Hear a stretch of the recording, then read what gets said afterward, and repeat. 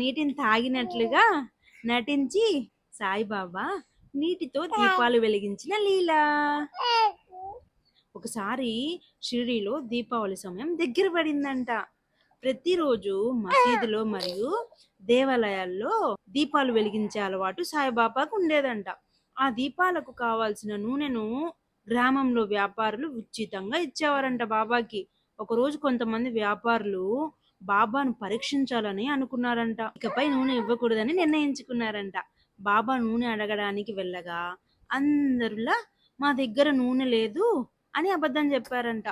బాబా ఏ మాత్రం కోపడలేదంట. ప్రశాంతంగా మసీదుకు వచ్చారు.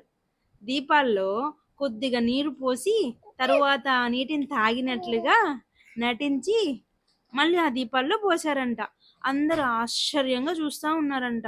బాబా ఆ దీపాలను వెలిగించారంట. అందరు చూస్తుండగా అందరూ ఆశ్చర్యానికి ఆ దీపాలు రాత్రంతా ప్రకాశంగా వెలిగాయంట. ఈ అద్భుతాన్ని చూసిన వ్యాపారులు తమ తప్పు తెలుసుకున్నారు.